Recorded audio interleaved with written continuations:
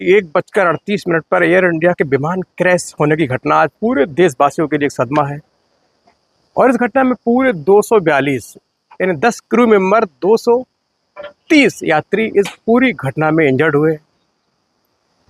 और दोपहर के 1:38 पर अहमदाबाद एयरपोर्ट से टेक ऑफ करने के मात्र 2 मिनट के बाद लगभग 625 फीट की ऊंचाई पर जैसे ही जहाज पहुंचता है, प्लेन पहुंचता है, अचानक से एकदम जहाज ऊपर लिफ्ट होने की बजाय डाउनफॉल होता है, नीचे आता है। जो पायलट सतीश महाना है वो एकदम मे डे का ऐलान करते हैं। मे डे का मतलब पूरी तरीके से इमरजेंसी, पूरी तरीके से जो सिस्टम है, चाहे मेडिकल असिस्टेंट हो, फायर असिस्टेंट हो, जो भी सहायताएं हैं वो उसके लिए तुरंत रिजर्व की जाए। लेकिन उसके चंद सेकंड के बाद ये जो जहाज है, प्लेन है, पूरी तरीके से क्रैश हो गया। एक बहुत बड़ा आग का गोला निकला और देखते ही देखते चंद लम्हों में ये पूरा जहाज जलकर राख हो जाया। दोस्तों, आज जानते हैं कि जो प्लेन क्रैश हुआ ये कौन कंपनी का था, कितना पुराना इसका इतिहास है, कितनी कीमत थी, कितना पुराना था, और क्रैश होने के पीछे अनुमानित कौन कौन सी वजह रही। जो एविएशन एक्सपर्ट हैं उन्होंने बताया, उनके मुताबिक कौन कौन सी वजह है जो प्लेन क्रैश होने में जो जिम्मेदार रही। सबसे पहले बात करते हैं प्लेन के पुराने की, उम्र की। तो लगभग 11 वर्ष पुराना ये प्लेन था। 2100 करोड़ रुपए की कीमत थी, 2100 करोड़ रुपए की कीमत थी। और जो मेकर है वो 787 बोइंग ड्रीमलाइनर, ये दुनिया की बहुत जानी मानी एक रिप्यूटेड ब्रांड है, रिप्यूटेड मेकर है। और ये इतिहास है, ये पहली बार दुनिया में, ये पहली बार हुआ है कि इस कंपनी का ये जो विमान है पहली बार क्रैश हुआ। अजूबा है, पहली बार पूरी दुनिया में पहली बार क्रैश हुआ। अब तक ये कंपनी पूरी तरीके से बेदाग थी, लेकिन पहली बार इस कंपनी पर दाग लगा है। अहमदाबाद एयरपोर्ट पर जो विमान क्रैश हुआ, इससे पहली बार इस 787 बोइंग ड्रीमलाइनर जो कंपनी है, मेकर है, उस पर पहली बार दाग लगा है। जैसे ही एयरपोर्ट से विमान टेक ऑफ करता है, 2 मिनट की दूरी पर, 2 मिनट के बाद 625 फीट लगभग 225 गज की ऊंचाई पर ऊपर लिफ्ट होने के बजाय नीचे आता है, डाउनफॉल होता है, सीधे एक हॉस्टल पर गिर जाता है। उसके बाद हाहाकार मचता है। बहुत बड़ा जो आग का गोला है वो निकलता है। देखते ही देखते तमाम चंद सेकंड, मिनटों में पूरा जो विमान है जलकर राख हो जाता है।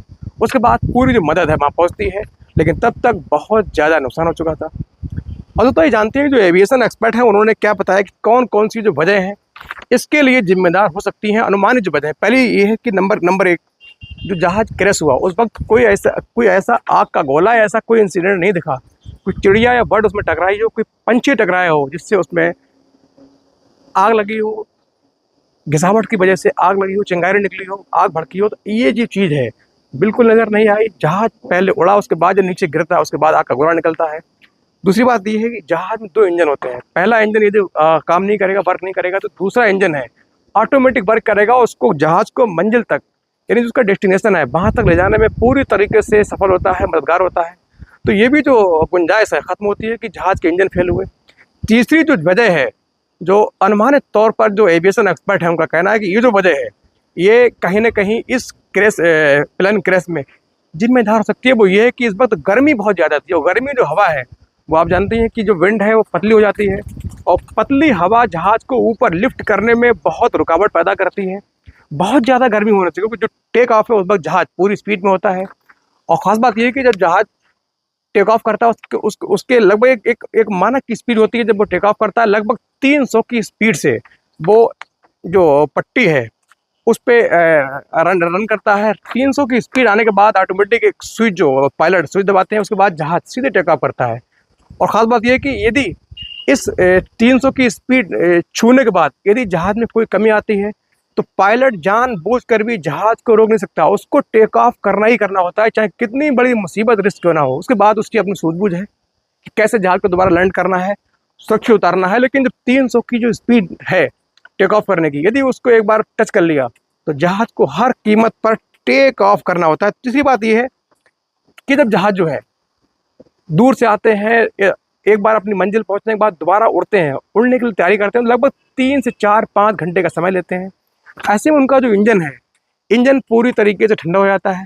और जब वो उड़ान भरते हैं, टेक ऑफ करते हैं, जब उड़ने की तैयारी करते हैं तो इंजन ठंडा होता है, जहाज ठंडा होता है। लेकिन जब रनवे पे जहाज दौड़ता है, रनिंग करता है, तो जहाज का इंजन ठंडा होता है, लेकिन जहाज पर बहुत ज़्यादा गर्माहट की, मौसम की गर्माहट रहती है। जहाज उड़ता है, बहुत ज़्यादा इंजन पर लोड आता है।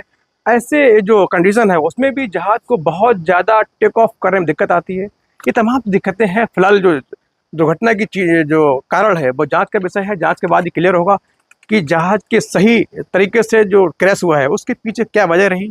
हालांकि जो पायलट सतीश हैं ये काफ़ी काबिल थे। 4000 घंटे की इनको उड़ान का एक्सपीरियंस था और बड़े काबिल पायलट इसको उड़ा रहे थे। हालांकि कोई गुंजाइश नहीं थी कि उनसे गलती होने की, लेकिन अचानक से आज जो विमान है नीचे आया, पूरी तरीके से दुर्घटनाग्रस्त हो गया। और दोस्तों इसमें लगभग 169 इंडियन, 53 ब्रिटिश, 7 जो नागरिक हैं, 7 नागरिक पुर्तगाली, 1 कनाडा के और 12 क्रू मेंबर, लगभग 242 लोग इस दुर्घटना का शिकार हुए।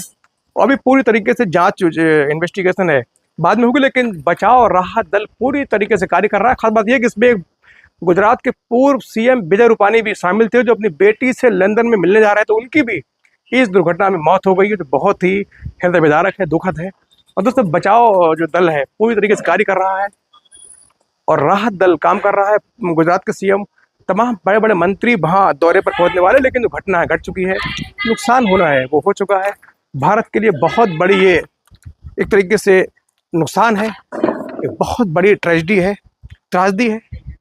इस प्लेन में बहुत सी फैमिली ऐसी थी जो छुट्टियां मनाने लंदन जा रहे थे, ब्रिटेन जा रहे थे। बहुत से ऐसे लोग थे जो अपने परिजनों से मिलने छुट्टी के दौरान लंदन जा रहे थे। लगभग 7000 किलोमीटर की दूरी थी, 12 घंटे का ये सफ़र था, लेकिन पहले ही दुर्घटना बस ये जहाज़ क्रैश हो गया। तमाम जो उम्मीदें लोगों की थी वो खत्म हो गई। भारत के लिए बहुत बड़ी ट्रेजेडी है, नुकसान है।